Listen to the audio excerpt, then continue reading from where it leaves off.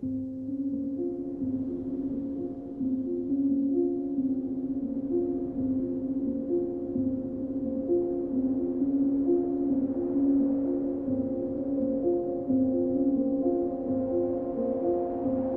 is where the Holocaust began.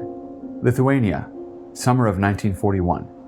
Hitler invaded the Baltic states, driving out the Soviet occupation, taking Stalin by surprise, and the Jews. The Jews had lived here for hundreds of years, at peace with their Lithuanian neighbors.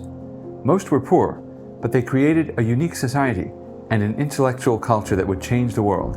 Scientists, writers, politicians, they came from here. My paternal great-grandfather was a musician and, by some accounts, a lawyer as well. He served in the Russian army in the First World War. He survived the Eastern Front only to die in the influenza pandemic that followed in 1919. He is buried here in Joniškis, known to Jews in Yiddish as Joniškis. He survived the First World War only to die in the influenza pandemic that followed. In a way, he was lucky. All of the Jews of Joniškis were murdered in the Second World War.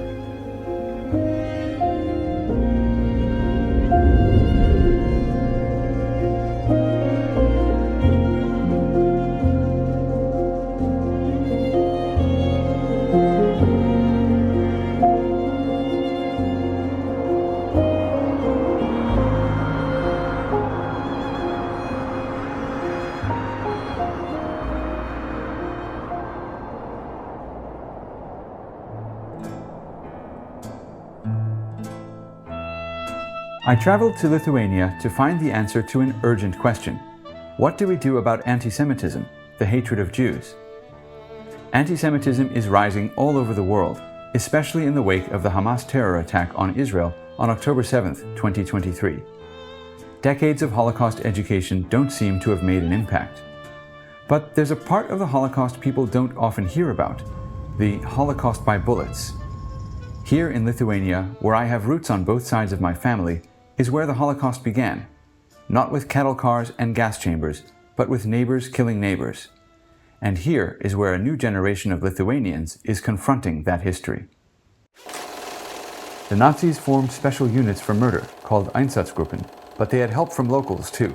Ahead of the wave of invading German forces, Lithuanian police and militias rounded up the local Jewish population in every little town and marched them into the forest, shooting them into mass graves.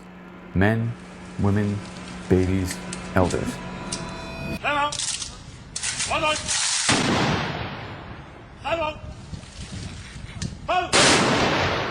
This is how the Holocaust began, and this is how many Jews died. Not in the gas chambers of Auschwitz or Majdanek, but in mass graves in forests like these. You were as likely, if not more likely, to be killed by a bullet, perhaps a bullet fired here in Lithuania by one of your neighbors. So welcome to the Red Synagogue. Today, a new generation of Lithuanians growing up free from communist control is coming to terms with that past. This is the Red Synagogue, one of two in the town. The pair of sanctuaries are among the only surviving Jewish houses of worship in the country. They have been restored and cared for by local historians. Yeah, so this synagogue, the White Synagogue, was converted to a synagogue in the middle of the 18th century when the local government passed on the town hall building to the local Jewish community, which before that they did not have a synagogue, so for like half a century they would just pray at the local rabbi's house. So yeah, they inherited the town hall building and constructed the synagogue. The second synagogue was built in the end of the 19th century because this one is not as well insulated. So during the winters it would get quite cold in here and would also be quite expensive to keep warm because of its size. So they decided to build a smaller Red Synagogue that was more compact, better insulated, and also had the heating system was built in and more efficient. There is an old Jewish joke about a Jewish man who was found shipwrecked on a desert island. He has built 2 synagogues. When his rescuers ask him why, he says, "That one I pray in, and that one I refuse to enter." This may be the origin of that joke. In many of these small Lithuanian towns, even the tiniest ones have 2 synagogues. In this case, one for winter, one for summer. In other cases, one for the charismatic Hasidic congregations and the other for their intellectual opponents. None of those distinctions mattered, however, in the late summer of 1941. I first came here in 2018 in search of my great-grandfather's grave. In doing some genealogical research, I discovered that the grave was likely to have survived the war. I received help from the Lithuanian consulate in Los Angeles, as well as from local officials and graduate students. We walked for an hour and gave up our search, but our car became stuck in the mud as we tried to leave, so we went back inside and we found the stone.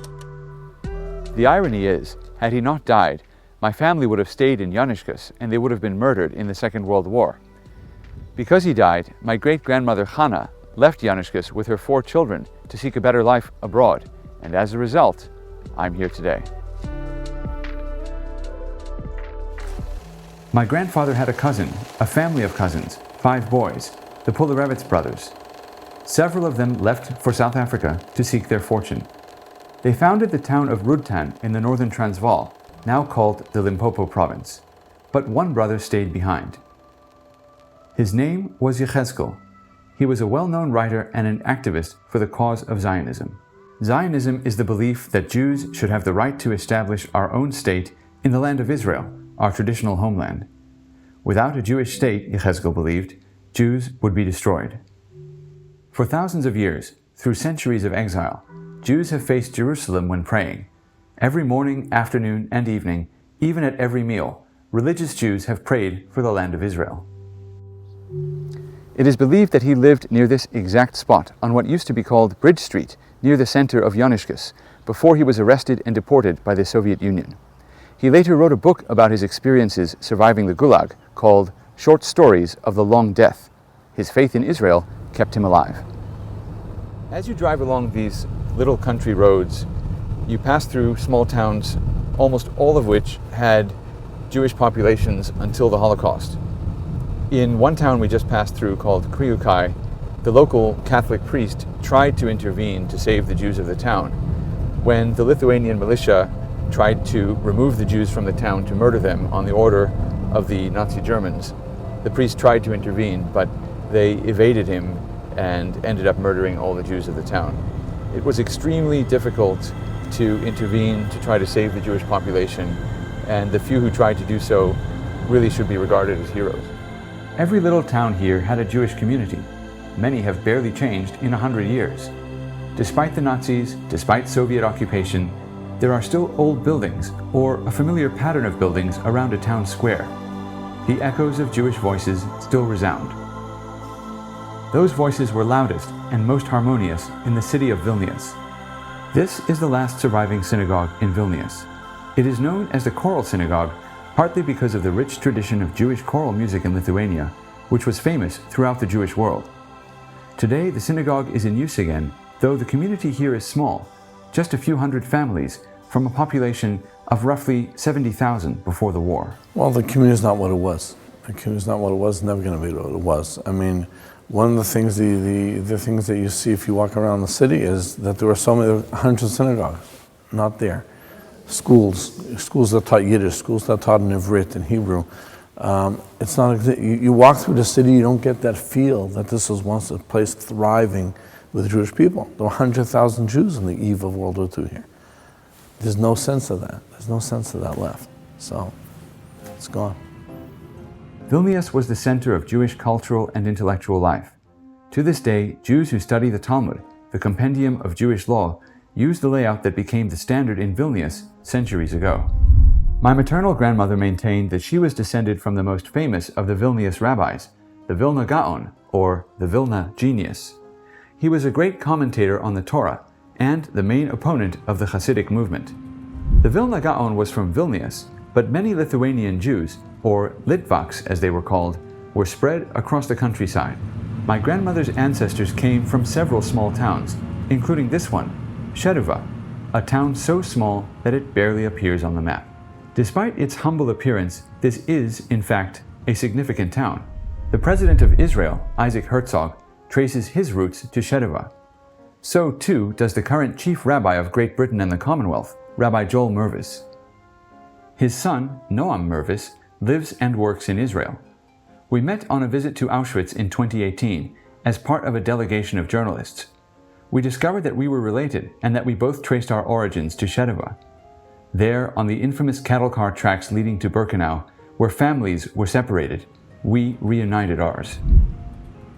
Not much is left of Jewish life here, even less than what is left in Joniškis. Locals know which buildings once belonged to Jews, but there are few remaining symbols or landmarks. That's where a group of scholars and donors from around the world have stepped in. We started to construct a new lost Shtetl and putting together the name of the museum and the landscape itself. The idea was clear: a group of saddle roof, simple buildings. Symbolic way to repeat not naturally the current landscape architecture, but it was a kind of imagination of the past. The Lost Shtetl Museum, also known as the Museum of Šeduva Jewish History, is an attempt to connect this town with its past and with a vast diaspora that spreads all over the world, from the United Kingdom to South Africa to Israel. I think what makes this museum different than other Holocaust memorials that people might encounter around the world is that we really start by celebrating the culture and helping people immerse in the culture that was here, the life that was here, and also then what was lost. And also it's incredibly focused. It's a specific shtetl. We get to know the names of people, we get to know them as individuals throughout the exhibition. So I think that's unique and very special, and I think it also helps people think optimistically about what could be done now. It doesn't, I hope, leave people feeling a sense of darkness without a presence of light or potential for change. I think there's just an absence. There's a missing piece, and I think that the Lost Shtetl Museum is part of reconstructing that missing piece that everyone can learn from. Jews of Lithuanian descent, Jews of European descent, and also non-Jews from the area, from Lithuania and beyond, can learn this missing piece. This is a project that has taken many years and overcome many challenges to complete, but the result is spectacular. This museum focuses on three elements that are often missing from other museums. The first is the life of the community and the culture that existed here before the murders took place. The second is the role of local collaborators and militias in murdering their neighbors. And third is the role of the Soviet occupation before the Nazi invasion that enabled the killings. That together makes this museum an absolute incredible addition to the many museums of Eastern Europe and the tragedy of the Holocaust. The first part of the project was the restoration of the Jewish cemetery. Unlike the cemetery in Joniškis, where the grass is cut by volunteers once in a while, the grounds in Šeduva are well maintained on a regular basis. The headstones, many of them simply made of any stone a poor family could find, even an old millstone, have been cleaned, the Hebrew letters repainted. Until the 20th century, they were marked simply by their traditional Hebrew names, so-and-so, son or daughter of so-and-so. A monument in the shape of a Star of David at the end of the cemetery honors those whose headstones could not be restored. The museum was meant to open in 2020, but was delayed by the coronavirus pandemic. New deadlines were set and broken. Finally, an opening was set for August 2025. Yes, this was again a long, it was 9 years, 2 months for us from beginning to completion. And it's been emotional because all of a sudden I'm pretty aware that what the country has lost, what the country I often think about where Lithuania would be if Holocaust didn't happen, where Europe would be if Holocaust didn't happen. All of the culture, that essence, that color is almost missing. There were, however, some arguments among the staff and donors as the project neared the final stages.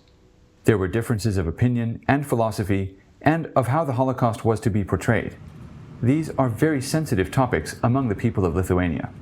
That is because the people, or their grandparents or great-grandparents, were among the perpetrators. The Soviet Union suppressed the facts, claiming that Nazi fascists carried out atrocities against Soviet citizens. It was a narrative that obscured the fact that the victims were Jewish and that the murderers included Lithuanians. Some of them did the shootings, some of them guarded the Jews or transported them, or there are this a couple of who did the digging of the pits. There were also German Nazi officers present at the killing, so we know for sure that there were 2 German officers at the killings of Šeduva Jews, in addition to Lithuanian locals who carry out the killings together with the German. Here is where Šeduva's Jews ended. On the night of July 22, 1941, the Nazis created a ghetto in this small town and forced the Jews, all 665 of them, to live in it. On August 25th, they would be driven out again, this time to the forest. They were shot into 3 separate mass graves. None were spared, except for a small group of Lithuanian army veterans who were forcibly baptized. It would not save them. They, in the end, would be murdered too. And the guilt was shared collectively by the town. As one local historian recently wrote, yes, the massacre was initiated by the Nazi occupiers. However, many Lithuanians readily took an active part in it.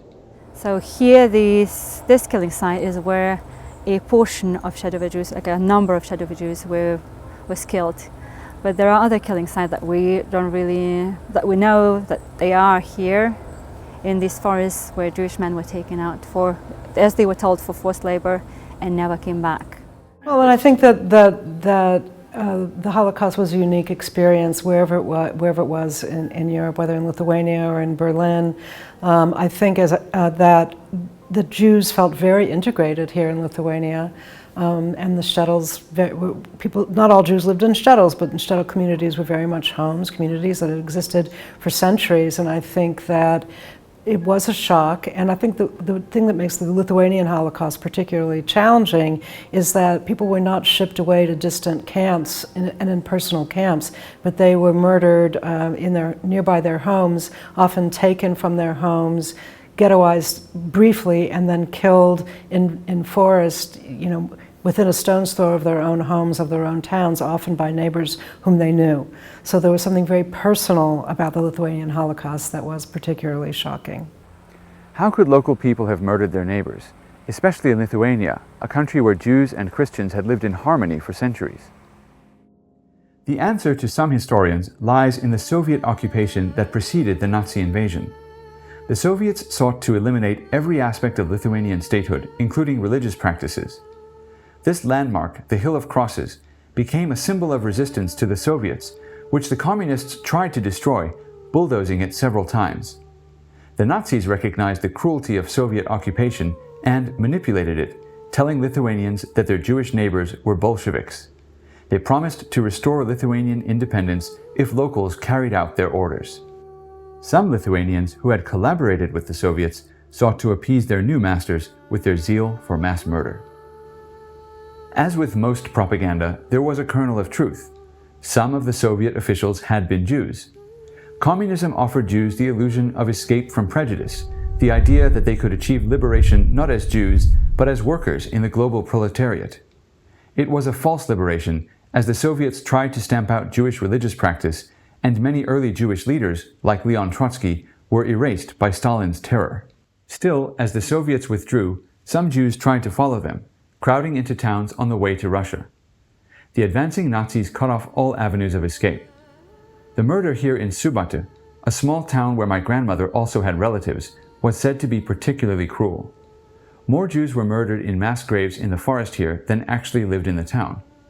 The Soviets hid their identities as Jews with the inscription, "Here lie the victims of fascism." But today, a new generation of Lithuanians wants to know the truth. Until recently, the Jewish cemetery was overgrown with brush, the graves barely visible. But 4 years ago, the town cleared the forest and repaired the headstones, restoring the Hebrew letters, rededicating the burial ground. The mass graves are still here. Here is where some of my distant relatives were murdered, and where they lie still. The life that they knew lives on in the culture that their families took with them, if they were lucky enough to leave before the war. The first Soviet occupation was 1941, and the second happened in 1944. So Lithuania finds itself again under the Soviet occupying regime, and the Soviet government doesn't want to talk about the suffering of Jews. They're allowing everyone in the occupied territories to talk about the suffering of Soviet citizens. So that's why the plaques where you have Jewish victims mentioned are being pulled down, buried in the ground, and new Soviet monuments are being erected where they're saying Soviet citizens suffered at the hands of Hitlerites or Nazi executioners. These are pretty standard, wordings that appear on many other killing sites all over Lithuania, Soviet-occupied Lithuania. This is the Ponary Forest, where 100,000 people from the nearby city of Vilnius were murdered from July 1941 to July 1944 by the Nazis and their local accomplices. Behind me you can see some wreaths that are freshly laid. They were placed here 2 days ago by the presidents of Israel and Lithuania. In addition to the 70,000 Jews who were murdered here, 30,000 Poles, Russians, and other people were also murdered, reminding us that what begins with antisemitism doesn't stop with the Jews. The Lithuanian Jews became famous within the Jewish world. They were the intellectuals, the leaders, known for their passionate ideas. To this day, the Litvaks are considered an elite within Israeli society. To call someone a Litvak is to praise their mind and perhaps to suggest a lack of emotion. But the Litvaks are also known for their musical tradition. Here, inside the choral synagogue in Vilnius, the ancient prayers are still chanted.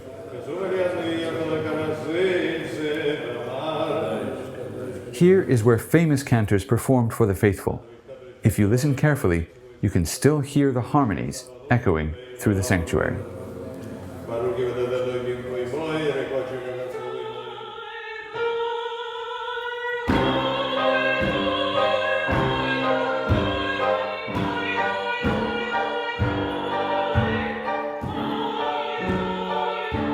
Today, the music continues, even though there are only a few thousand Jews left in Lithuania. The tradition is kept alive by their descendants and by those Lithuanians who want to preserve this history, the history of their grandparents and their grandparents' neighbors, perhaps to atone for the past, perhaps to warn others about the future.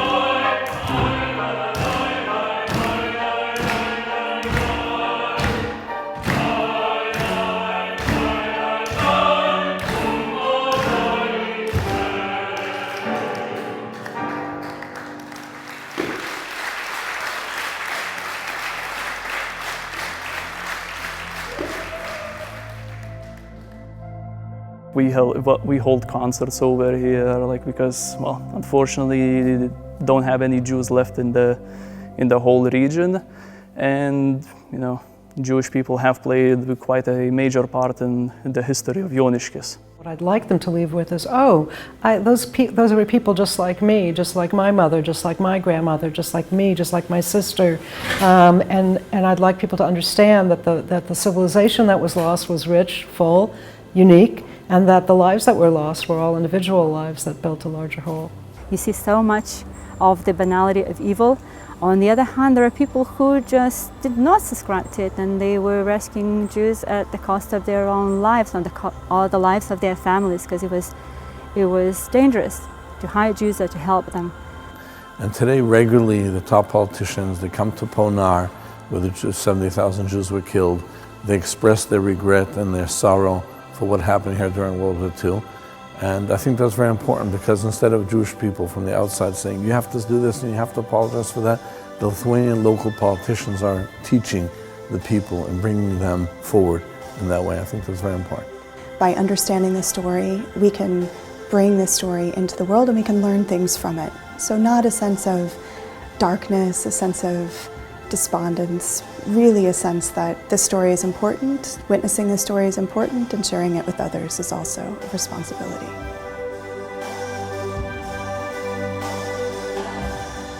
What Lithuania teaches us is that hatred can erupt even among neighbors in a vicious political climate. It also highlights the importance of Israel as a refuge for Jews around the world and as an inspiration. Whatever debates we may encounter about the Middle East, Israel remains a model of triumph over tragedy.